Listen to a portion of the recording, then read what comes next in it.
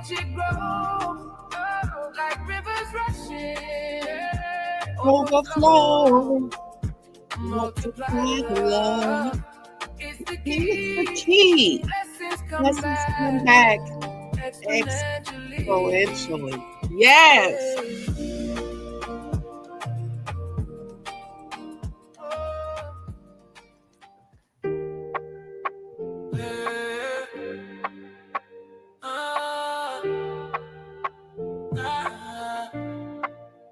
Golden sunrise.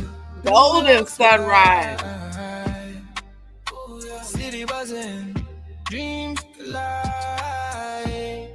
Warm coffee, fresh in my hand, New day. Hey, it's Dr. J. How are you today? Where's the music on? I see it clear. It's clear in my sight. Every step I'm feeling. I'm feeling like Feeling alive. abundance flows The abundance flows to me. Flows to me. Yes. Every sunrise, I'm set Every free. sunrise, I'm set free. Visualize success. Visualize success. Here, not here. Here, not here. I rise. I rise. Windows glowing, streets below. Yes. A rhythm only A dreams rhythm only know. dreams know. Woo! The skyline whispers, go create. Today is the day to celebrate. Today is the day to celebrate. Regardless of what you're going through, regardless of what it feels like, today is the day to celebrate. It really is. Regardless of what you're going through, you are here to experience it. There are people who are under the dirt that wish they could be here to experience whatever you are going through. No matter how hard it seems, there's a purpose in the pain, and there's a purpose to whatever you're going through, whether it's good, bad, exciting, upsetting, crazy, unexplainable, boring, whatever it is. Tired, sad, mad, emotions, upside down, you know what I mean? Confused, lost, whatever it is, it's still a moment to celebrate. So I'm Dr. J, and I am a 3-time bronze out of Louisville, Kentucky director in pharmacy as of December 2025. And we are closing out the year. We are burning 2025 away and breathing in for 2026. So it's time for book club, and we are reading Be Your Future Self Now by Dr. Benjamin Hardy. And I'm going to tell you, before I got on this call, I wanted to lay in the bed, but I was committed to doing my book club and doing more of it this week. So I said, I have to get up. I can't lay down. I can't go to sleep just yet until I've done my book recording. So I took one of my meal replacement shakes. If you are not aware of NutriPlus, this is my sponsor for this YouTube. How about that? I have my own sponsor.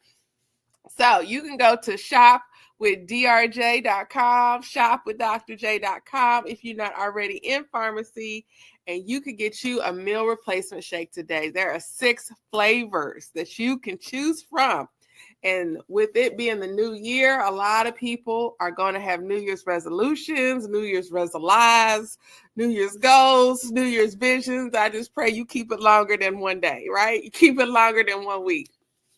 But this meal replacement shake is for weight control. If you want to gain weight, add it to your meals.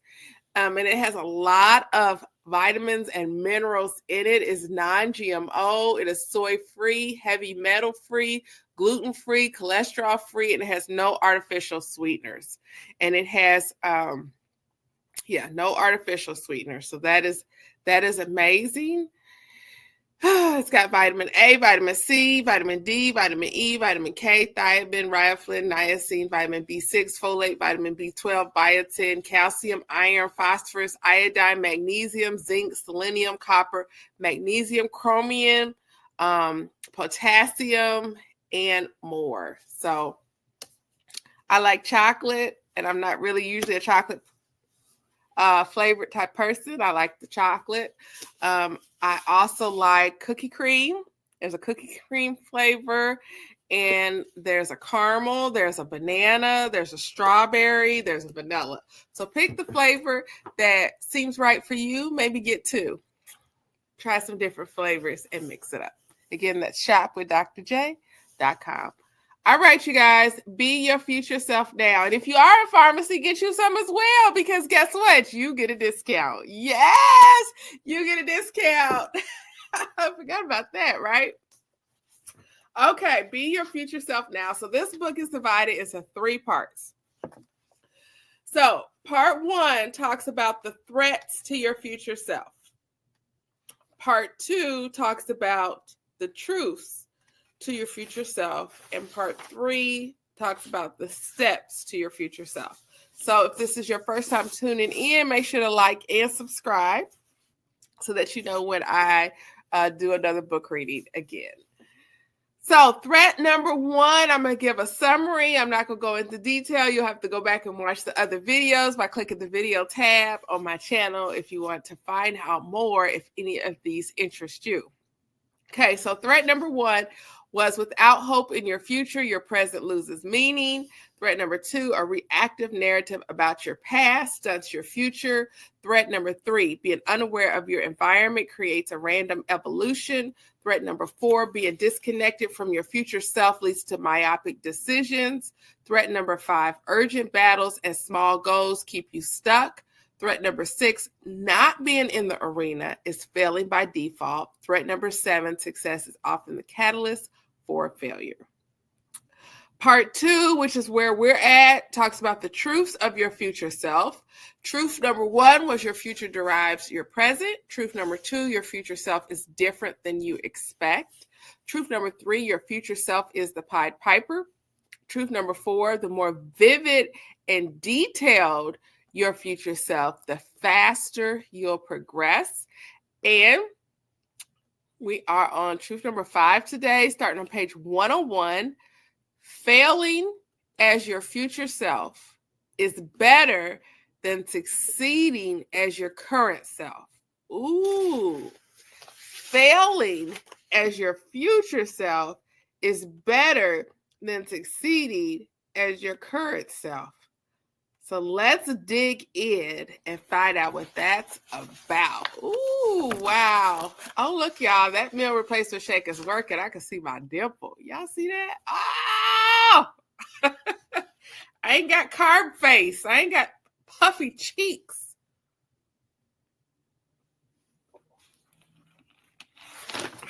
Staying hydrated is important. All right.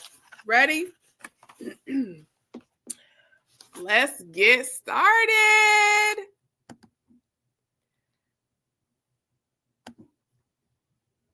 Let's get started. Let's get started. Let's get started. Let's get started. Let's get started. Okay.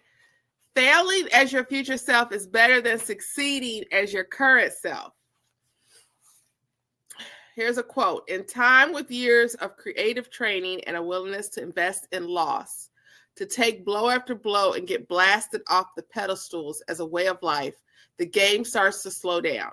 You see attacks coming in slow motion and play maneuvers in the blink of an eye by Josh Watkins. Okay, here we go. We're going to recite the chapter. One day while walking with his mom through Washington Square Park in New York City, Josh noticed people playing chess. Only 6 years old, Josh became immediately gripped by the game. He played in the park with the street players. At age 7, worked with his first formal teacher, Bruce. At 10, Josh sacrificed his queen and rook in exchange for a checkmate 6 moves later and his first victory against a master-ranked player, Edward. At age 15, he earned the title of National Master, and at 16 became an International Master. In 1988, when Josh was 12 years old, his father, Fred, published a book about Josh called Searching for Bobby Fischer. That story became a major motion picture film when Josh was 17 and at the top of the chess world.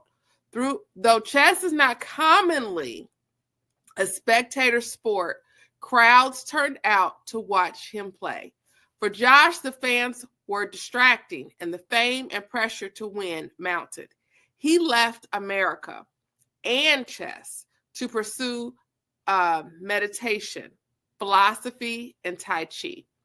In his book, The Art of Learning, An Inner Journey to Optimal Performance, Josh shares the principle of investment in loss. He applied to eventually become the 2004 world champion in Tahage push hands, a competitive martial form of Tai Chi. When he first focused on push hands, Josh proactively trained with others who were multiple skill levels ahead of him. For Josh, investment in loss is giving yourself to the learning process. Giving yourself to the learning process. This means putting yourself in difficult situations that force you to adapt, facing your weaknesses, and sometimes literally using Josh's words, getting thrown around. For Josh, investing in loss was an extreme form of deliberate practice. According to Dr. Anders Eckerson, the lead researcher on deliberate practice and expert performance, deliberate practice is meant to counter our natural inclination to develop habits or automacy. I'm not saying the word right. But this word, it's like automaticity, which is the ability to perform a task without conscious effort. So basically automatic. For certain tasks like tying our shoes and driving, automatic is fantastic because it frees up our mind to do other things. However, when it comes to developing skills and learning, automatic is how you get stuck at a certain skill level and slowly decline over time. For example, research shows that doctors who have been in practice for 20 years are usually less skilled than they were fresh out of medical school. These older doctors are stuck in habitual ways of thinking and acting and haven't updated their models or approaches for years. Rather than having 20 years of experience, they often have 1 year of experience repeated 20 times. What? As Dr. Erickson stated, after some limited training and experience, frequently less than 50 hours for most recreational activities such as skiing, tennis, and driving a car, an individual's performance is adapted to the typical situational demands and is increasingly automated. And they lose conscious control over aspects of their behavior and are no longer able to make specific intentional adjustments. For example, people have automated how they tie their shoelaces or how they stand up from sitting in a chair. When performance has reached this level of automatic and effortless execution, additional experience will not improve the accuracy of behavior, nor refine the structure of the mechanism, and consequently, the amount of accumulated experience will not be related to higher levels of performance. In direct contrast, aspiring experts continue to improve their performance as a function of more experience because it is coupled with deliberate practice. The key challenge for aspiring expert performers is to avoid the arrested development associated with automatic. These individuals purposefully counteract tendencies toward automatic by actively setting new goals, higher performance standards, which require them to increase speed, increase accuracy, and increase control over their actions. The experts deliberately construct and seek out training situations to attain desired goals that exceed their current level of reliable performance. I'm going to read that last sentence again. The experts deliberately construct and seek out training situations to attain desired goals that exceed their current level of reliable performance. End quote. Deliberate practices is the opposite of habit or automatic. Deliberate practice is the opposite of an automatic or a habit. Your habits are you on autopilot. Deliberate practice requires conscious effort and attention towards specific and challenging goals. Habits are your current self. Deliberate practice is focused, striving towards your desired future self. Reverting to habits, reverting to your comfort zone isn't how you advance. Josh's investment in loss strategy is the ultimate form of deliberate practice.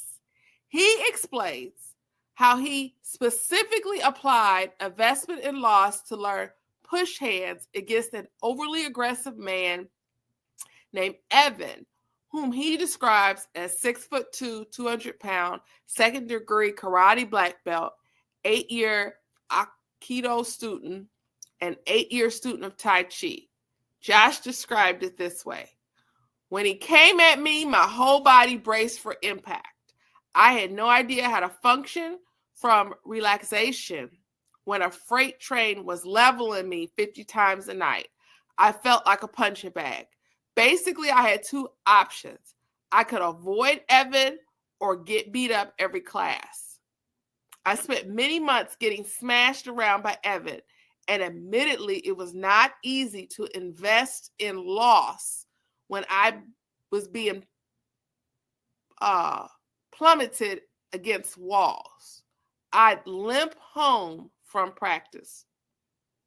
With this non-traditional approach, Josh was failing at the level of his future self rather than succeeding at the level of his current self. When given free training time, the other students in Master Shen's class proactively matched themselves with people at or below their own skill level because the other students weren't purposefully putting themselves through constant and painful failure like Josh.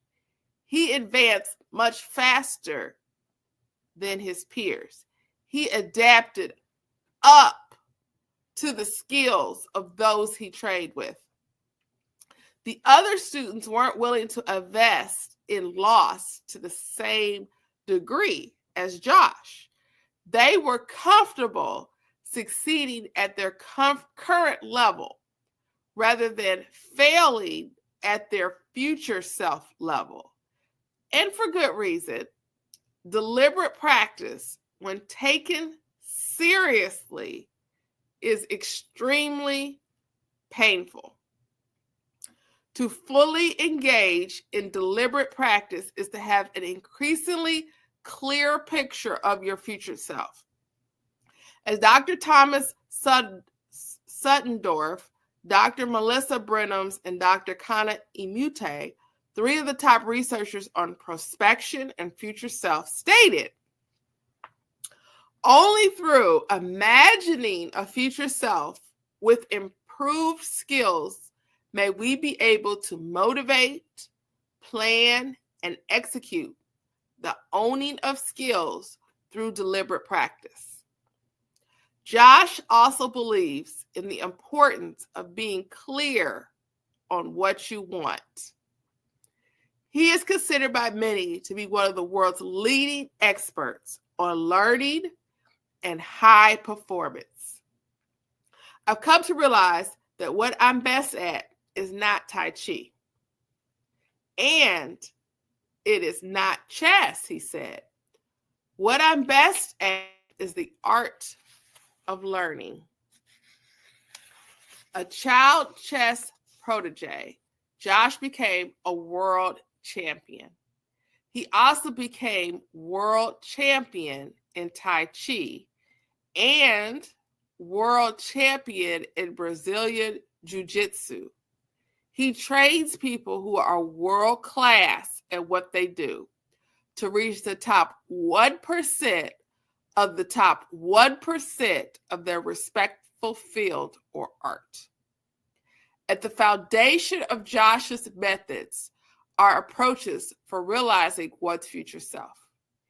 In 2 separate interviews with Tim Ferriss in 2020 and 2021, Josh spoke at length about his process of proactively connecting with and getting advice from his own future self. As Josh explains in the 2020 interview, no one will know me better than myself 20 years from now. If my goal is unobstructed self-expression or self-actualization within an art, then the person who's teaching me should be the person who knows me most deeply, and that's me 20 years from now. Being connected with his future self is what enables Josh to continually invest in loss.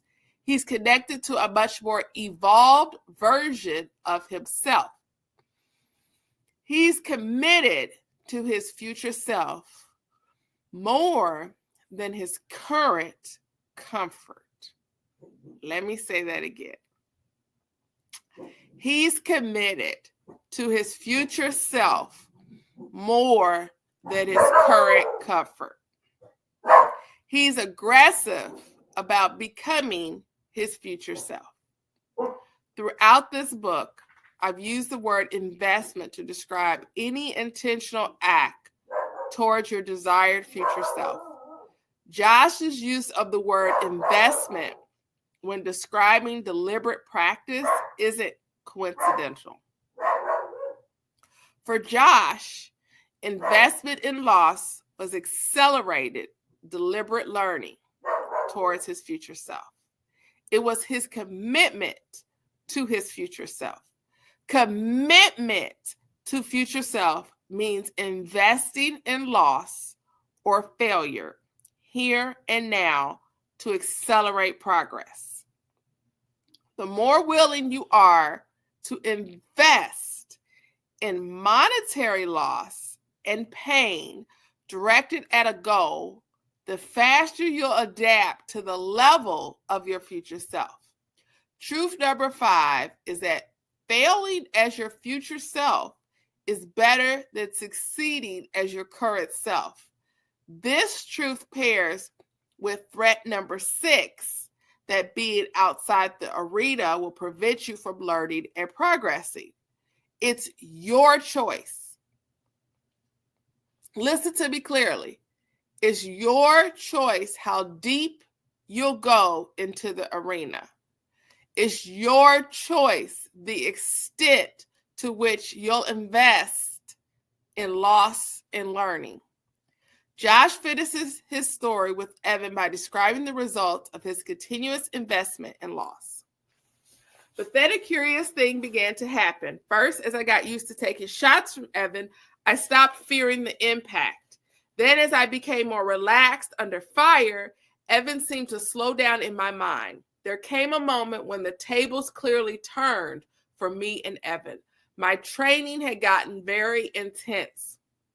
Evan and I hadn't worked together for a while because he started avoiding me as I improved.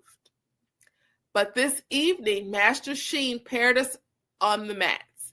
Evan came at me like a bull, and I instinctively avoided his onslaught and threw him on the floor. He got back up.